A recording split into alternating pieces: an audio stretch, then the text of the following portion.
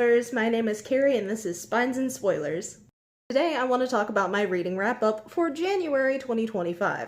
I like to start my videos talking about what I am reading and what I am drinking though, so I am drinking coffee. Just lukewarm coffee that I left sitting too long while I was getting ready to make this video. As for what I am reading, I'm listening to the audiobook for A Psalm for the Wild Build by Becky Chambers. Just started it. It was recommended to me by my girlfriend. We'll see. She seems to be a big fan. It's a very short book from what I have gathered. It's a sci-fi fiction, so we'll see. I am also rereading the physical copy of 1984 by George Orwell. As should we all. Legitimately though, I think this book is so important and it has such historical implications. It is, of course, a banned book. It is one of the ones that's like highest on the list, I'm pretty sure. And that is for good reason, I suppose. But yeah, if you haven't read it before, definitely give it a read. I'm going to try and promote books such as these on each video from now on if I can, because it is important to stay informed and to read banned books. With that though, let's move on to my January wrap-up for 2025. The first book that I read is actually appearing in a group of three. It's the Red Rising trilogy, the initial first trilogy by Pierce Brown.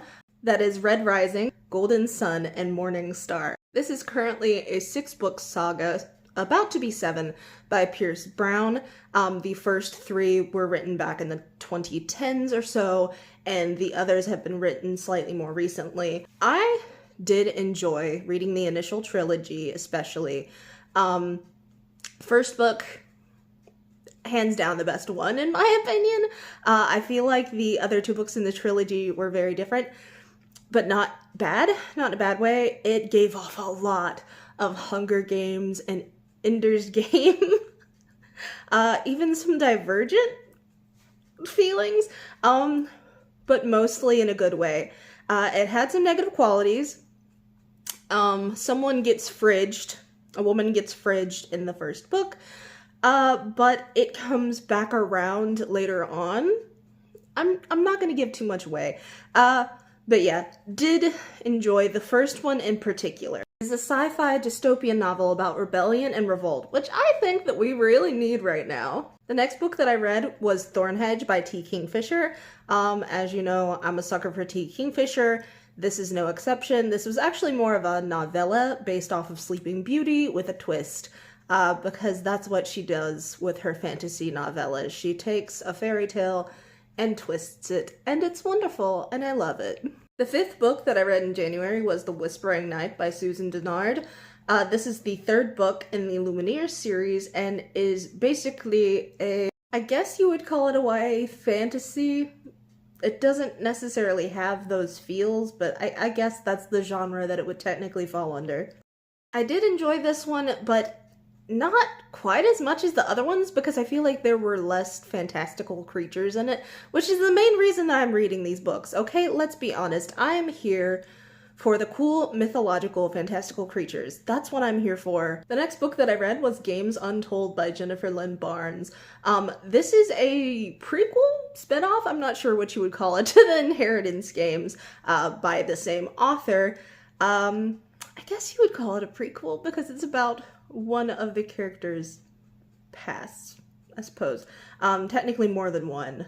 I'm not explaining this well. I should clarify, I haven't had a brain lately. This is the most brain that I have had in like 2 weeks, so this is what you're getting. There was a lot of romance in this one, but it wasn't anything, you know, it's not erotica or anything like that, which I don't usually read a lot of, but there wasn't really anything wrong with it in this case. I still enjoyed it. The next book was an autobiography called Finding Me by Viola Davis. This book was heavily recommended to me by my friend Alex Black like 2 years ago now, I think. I'm pretty sure. She is also a booktuber, so feel free to check out her channel. I'll go ahead and put her profile and her link down below. But yeah, this was just as good as she said it was going to be.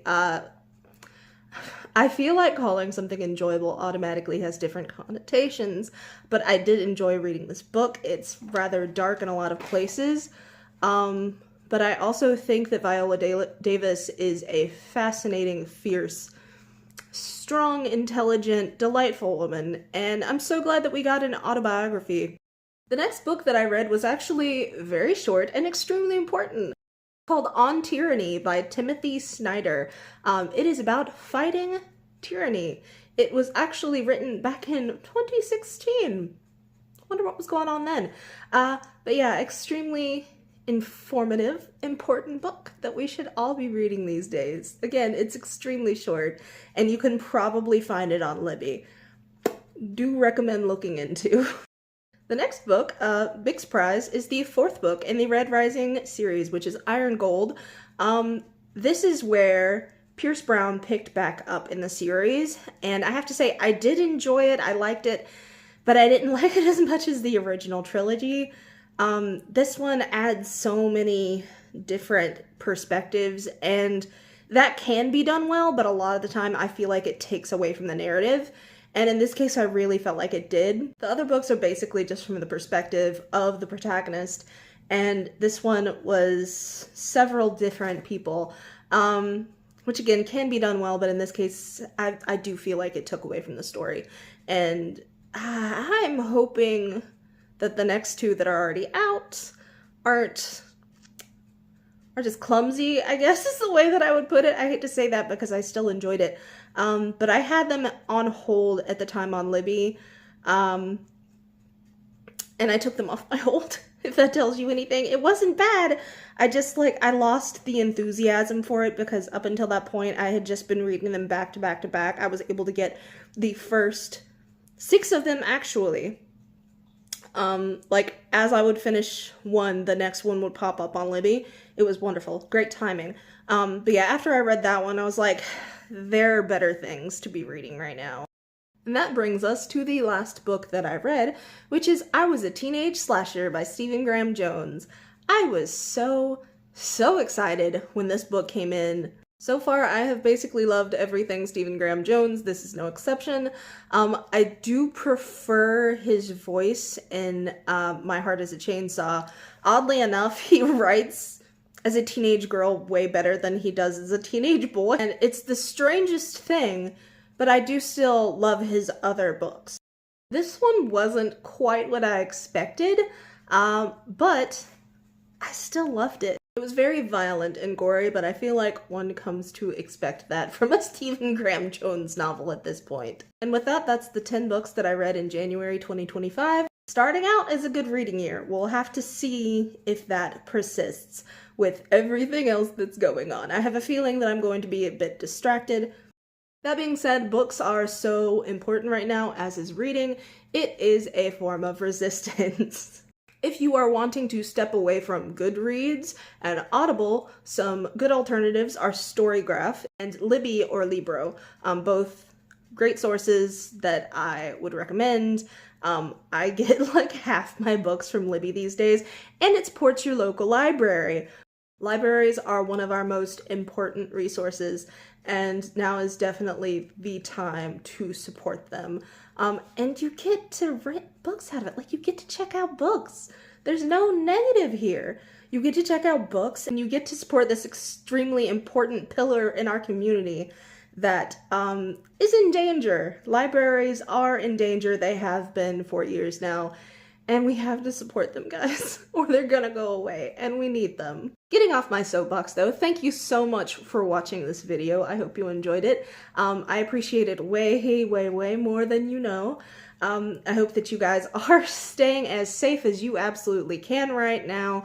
I know that a lot of the bookish community was hit pretty hard, but I think it's important to remember that we do have a community backing us.